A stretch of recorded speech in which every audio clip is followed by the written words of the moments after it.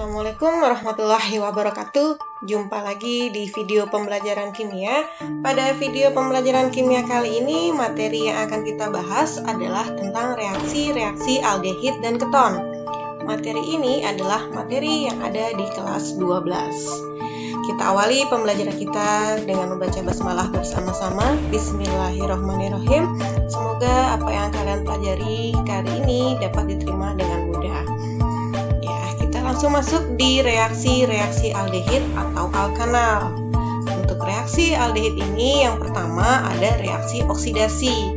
Nah, aldehid itu kan kita tahu gugus fungsinya adalah RCHO ya. C rangkap 2O dan juga mengikat H. Jadi ini dia rumus umum atau dia gugus fungsi dari aldehid yaitu RCOH. Ketika dia dioksidasi, dia akan menghasilkan asam karboksilat. Ini sebenarnya juga sudah disinggung di reaksi alkohol. Ya, jadi di sini aldehid ketika dioksidasi dia akan menghasilkan asam karboksilat. Jadi tinggal diganti nanti gugusnya yang tadinya di sini mengikat gugus aldehid, di sini dia berubah menjadi gugus asam karboksilat. Nah, ini R-nya atau rantai alkilnya ini dia tetap sama. Kemudian di sini reaksi oksidasi aldehidnya kita pakai untuk aldehid itu memakai dua reaksi. Yang pertama adalah reaksi Tollens. Ya, jadi oksidasi aldehid itu dapat terjadi ketika direaksikan dengan Tollens. Ini dia Tollens Ag2O. Jadi ini dia aldehid ketika direaksikan dengan reaksi Tollens, dia akan menghasilkan asam karboksilat plus 2Ag. Ya, jadi Ag2O inilah yang disebut sebagai reaksi Tollens. Kemudian 2Ag inilah yang disebut sebagai endapan cermin perak. Jadi cirinya dalam suatu reaksi tersebut ketika aldehid kita reaksikan dengan Tollens maka akan terbentuk endapan cermin perak. Nah, reaksi selanjutnya yang digunakan untuk oksidasi aldehid yaitu adalah reaksi Fehling. Aldehid ketika direaksikan dengan reaksi Fehling atau CuO di sini dia tetap akan menghasilkan asam karboksilat, tapi di sini hasil sampingnya yaitu CO2O. Jadi CuO ini dia berupa reaksi Fehling dan CO2O ini dia terbentuk endapan merah bata. Ini berupa endapan merah bata ya. Oke, jadi ini dia ketika aldehid direaksikan dengan Tollens dia menghasilkan endapan cermin perak. Sedangkan ketika aldehid direaksikan dengan reaksi Fehling dia akan menghasilkan endapan merah bata. Ya, seperti itu. Kita lanjut. Kemudian ada reaksi aldehid yang kedua yaitu adalah adisi hidrogen atau disebut sebagai reduksi. Nah, adisi ini kita sudah kenal yaitu dengan istilah sebagai reaksi pemutusan ikatan rangkap. Jadi di sini RCOH yaitu aldehid ini kan dia punya ikatan rangkap nih yaitu antara C dengan O. Dengan adisi hidrogen berarti adisinya reaksi aldehid ini kita reaksikan dengan hidrogen H2 atau kita tulis sebagai H dengan H. Nah, hasilnya nanti di sini ini akan terputus nih karena ini adalah reaksi adisi. C dengan O yang punya ikatan rangkap ini dia akan terputus. Kenapa bisa putus? Karena nanti ada unsur H yang mau masuk, juga ada di sini H yang mau masuk. Karena unsur yang mau masuk ini sama yaitu H, berarti boleh yang satu ke O yang di sini, satu lagi nanti dia ke C yang di sini. Udah dibalik boleh nggak Bu? Boleh. Jadi kalau misalnya H yang ini mau masuk di sini boleh. Mau masuk di sini boleh. Kemana aja? Kenapa? Karena di sini mau masuk unsurnya sama. Jadi kalau misalnya H ini sudah masuk ke C yang di sini, berarti H yang satu lagi dia akan masuk ke O yang di sini. Ya, jadi dia di sini C-nya akan mengikat H seperti ini. Kemudian O-nya di sini dia akan mengikat OH. Yang ini ikatan rangkapnya dia akan putus. Yang tadinya ikatan rangkap 2 dia menjadi ikatan tunggal.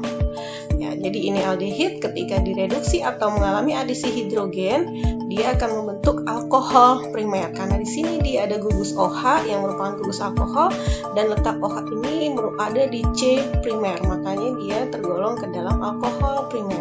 Karena ini ketika digabung H dengan H digabung masuk berarti ini jadi RCH2OH. Seperti itu ya. Makanya disebut sebagai alkohol primer. Karena kita kemarin sudah belajar di reaksi alkohol. Kalau alkohol primer dioksidasi menghasilkan aldehid. Nah, oksidasi dan reduksi ini adalah reaksi kebalikan kan ya. Jadi kalau misalnya alkohol primer dioksidasi menghasilkan aldehid, nah kalau aldehid direduksi menghasilkan alkohol primer. Oke, di sini ada contohnya. Yang pertama, tuliskan persamaan reaksi berikut.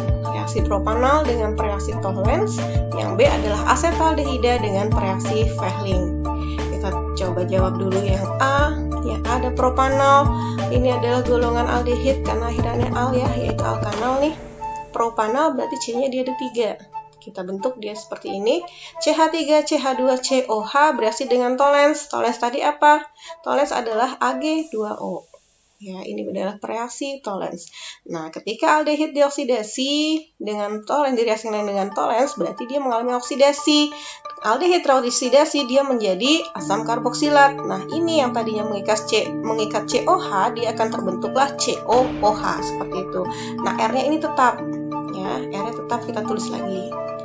Seperti itu. Kemudian nanti di sini hasil sampingnya apa tadi? Yaitu 2Ag. Jadi di sini dia nanti akan terbentuk endapan cermin merah. Kemudian yang B yaitu asetaldehida. Asetaldehida ini adalah gugus aldehid yang terdiri dari 2 atom C. Jadi bentuknya dia seperti ini. CH3COH atau kita bisa nama IUPAC-nya ini adalah etanal. Ya, eta C-nya 2. Kalau ini kan dia nama trivial ya. Kita reaksikan dengan reaksi Fehling yaitu 2CuO. Nah, karena dioksidasi, karena dia direaksikan dengan Fehling, maka dia akan mengalami oksidasi si aldehid ini. Teroksidasi, dia akan membentuk asam karboksilat seperti ini ya. Jadi ini aja tinggal H ini diubah, dia menjadi mengikat gugus OH. Jadilah terbentuk di sini dari aldehid, dia teroksidasi menjadi asam karboksilat. Plus hasil sampingnya yaitu Cu2O. Seperti itu. Oke, itu ya. Kemudian contoh yang kedua yaitu tuliskan persamaan reaksi untuk reduksi propionaldehid dengan gas hidrogen. Propionaldehid ini berarti gugus aldehid yang terdiri dari 3 atom C karena propional. Propana asalnya ya. Nah, ini dia adalah propionaldehid atau nama IUPAC-nya adalah propanal. Kemudian kita reaksikan dengan H2 nih dengan gas hidrogen ya. Makanya kalau direaksikan dengan gas hidrogen dia akan mengalami reduksi nih atau adisi. Di sini ada reduksi keterangannya ya. Berarti H ini nanti satu masuk ke O, H di sini nanti satu lagi masuk ke C di sini. Jadilah nanti dia akan terbentuk seperti ini ya. Jadi H-nya masuk ke O, H satu lagi masuk ke C, hasilnya adalah seperti ini. Nah, ini kita masukin nih H dengan H nih. Jadilah C ini mengikat 2 atom H. Kemudian juga mengikat OH. Jadi ini bentuk yang seperti ini bisa kita ubah atau bisa kita tulis sederhana lagi seperti ini. CH3, CH2 ini jadi CH2 mengikat OH. OH-nya boleh di atas pun boleh. Ini tidak diubah lagi, tetap di atas. Di atas pun juga boleh sama. Ya, mau di atas, mau di kanan, mau di bawah dia sama. Nah, inilah reaksi yang terbentuk dari reduksi propionaldehid dengan gas hidrogen. Oke, nama senyawa ini yang terbentuk adalah 1-propanol. Karena OH terletak di C nomor 1 dan C-nya terdiri dari 3, berarti dia golongan namanya propa, akhirannya ol karena golongan alkohol. Oke, seperti itu. Selanjutnya kita ke reaksi keton. Nah, untuk keton, reaksi oksidasinya nih, si keton ini dia tidak bereaksi dengan pereaksi Tollens. Ya, kemudian juga keton juga tidak bereaksi dengan pereaksi Fehling. Jadi Tollens dan Fehling inilah yang nantinya digunakan untuk membedakan antara aldehid dengan keton. Karena dia kan aldehid sama keton mempunyai rumus umum yang sama ya, yaitu CnH2nO. Oke, kita buat di sini. Kalau aldehid kan kita reaksikan dengan reaksi Tollens, dia menghasilkan cermin perak ya. Oke, ketika keton kita reaksikan dengan reaksi Tollens, itu nanti dia tidak bereaksi. Artinya nanti ini kita coret tanda panahnya, yang berarti dia tidak mengalami reaksi. Ya. Kemudian aldehid ketika bereaksi dengan reaksi Fehling, dia akan menghasilkan endapan merah bata. Nah, ketika si keton bereaksi dengan Fehling, dia tidak bereaksi seperti ini. Ya, inilah beda dari aldehid dengan keton. Oke. Selanjutnya reaksi-reaksi keton yang kedua adalah reduksi keton. Ya, jadi ini dia adalah reaksi reduksi keton. Ya, dia sama bereaksi dengan H2 juga nih. Ya, jadi nanti H di sini ini kan gugus keton nih, CO ya. R, CO, R aksen. Ini gugus ketonnya yaitu CO. Nanti nanti dia di sini mengikat bereaksi dengan H2, berarti H nanti di sini masuk ke O yang H1 masuk ke O, H1 lagi masuk ke C. Jadi ini putus, terbentuklah dia C di sini mengikat OH, yang di bawah dia mengikat H. Jadi terbentuk seperti ini. Ya, H ini bisa masuk nih. Jadi nanti di sini ada R, CH, R aksen. Nah, karena si C yang mengikat OH ini mengikat dua atom C lain, nanti dia tergolong ke dalam alkoholnya adalah sekunder.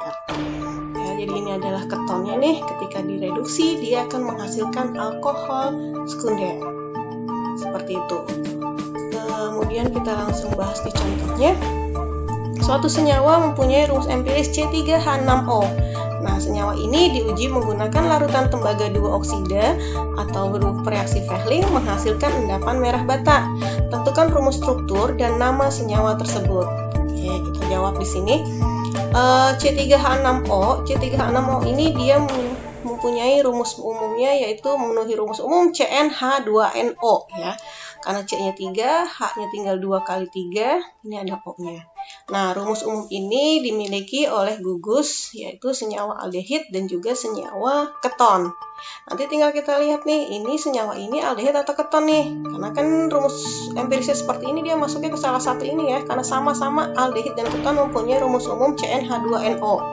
Nanti tinggal kita bedakan apakah yang dimaksud adalah golongan aldehid atau golongan keton.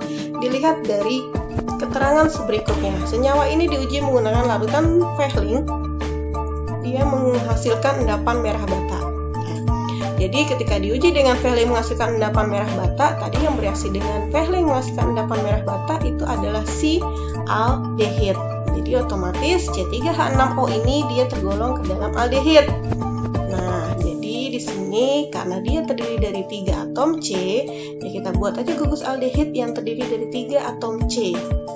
Ya, ini dia gugus aldehidnya, C-nya ada 3, ini dia gugus aldehid.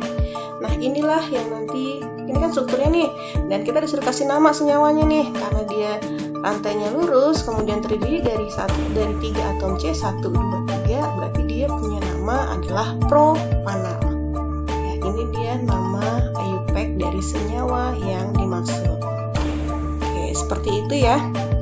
Jadi inilah cara membedakan dari aldehid dengan keton. Dari misalnya kita punya suatu larutan membedakan aldehid dengan keton, jadi tinggal kita reaksikan saja dengan Fehling atau Tollens.